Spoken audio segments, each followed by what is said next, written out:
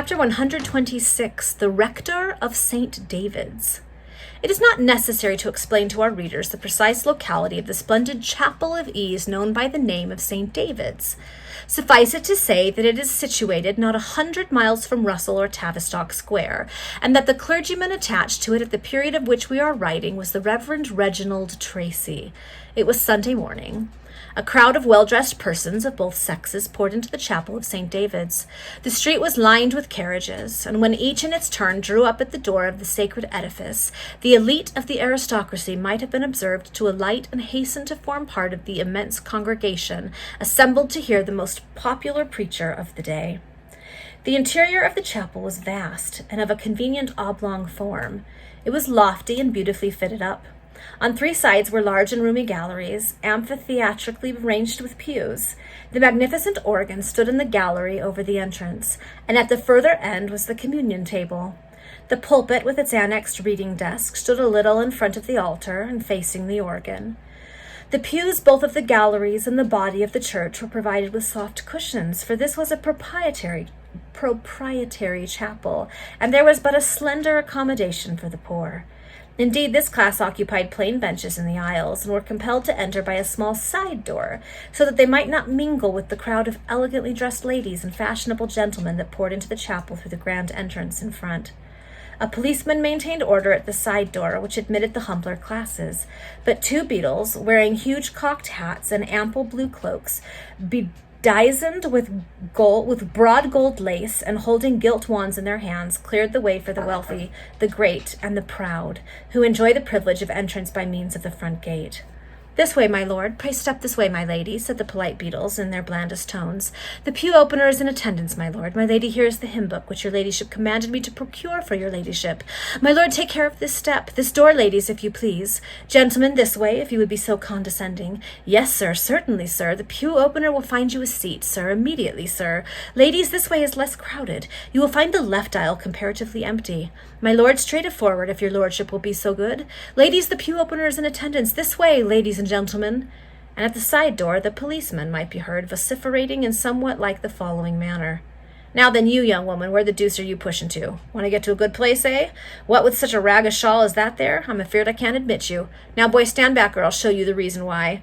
I say, old woman, you ain't wanted here. We doesn't take in vermin with red cloaks. You'd better go to the dissenting chapel round the corner you had. That's good enough for you."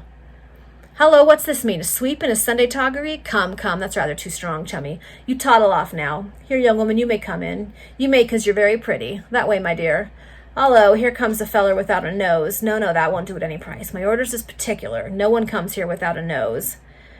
You'd frighten all the ladies out of their wits. They already complains of the riffraff that comes to this here chapel, so we must try and keep it select, just like Gibbs Westery.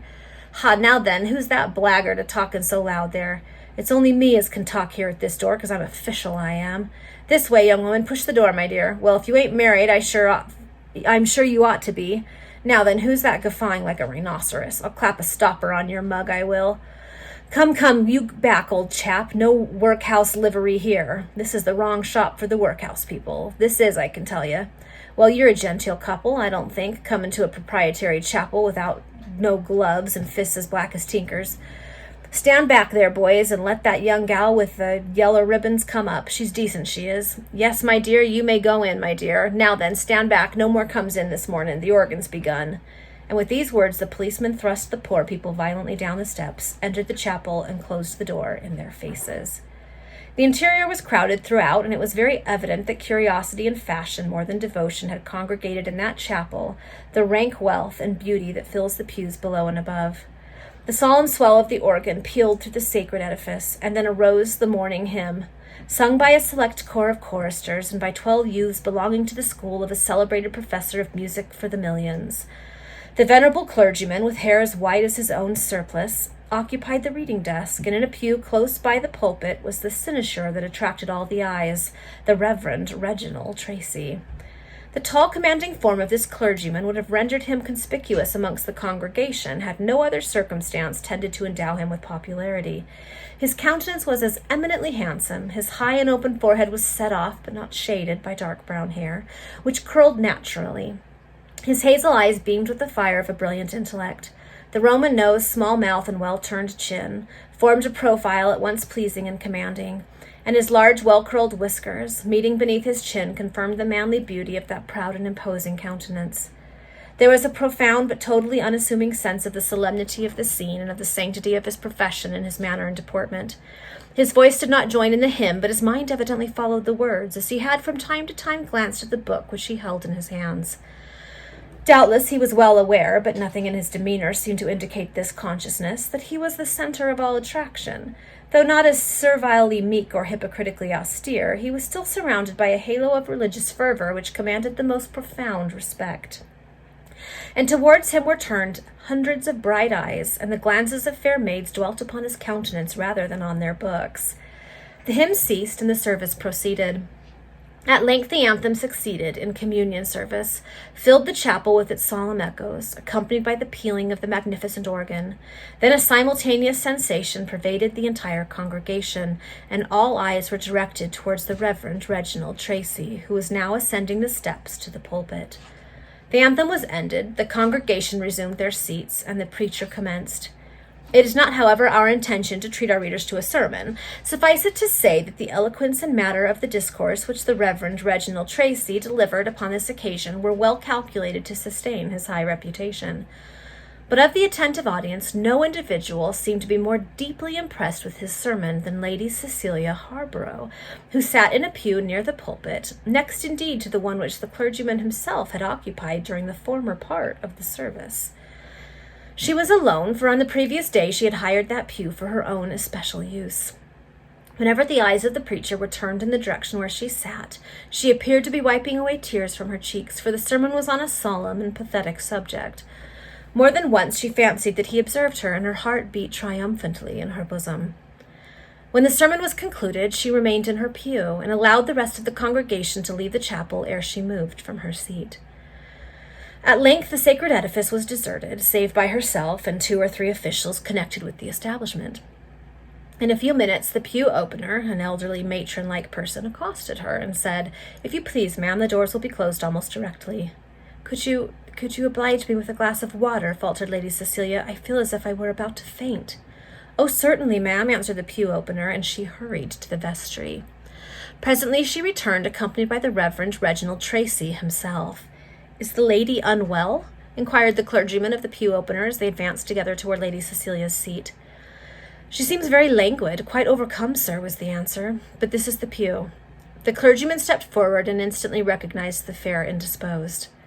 "Lady Harborough," he exclaimed, "is your ladyship unwell?" And taking the tumbler of water from the pew opener, he handed it to the baronet's wife.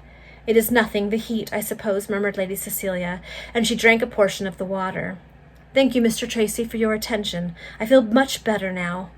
"Will your ladyship step into the vestry and sit down for a few minutes?" inquired the clergyman, really concerned at the presumed indisposition of the lady.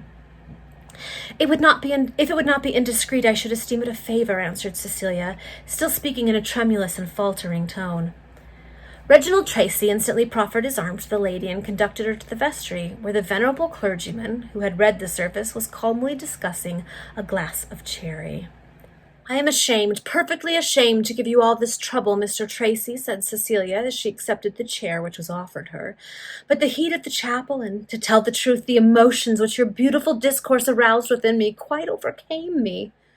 "The chapel was indeed very much crowded," answered Reginald Tracy, touched by the homage rendered to his talents, and the second cause which Lady Cecilia alleged for her indisposition.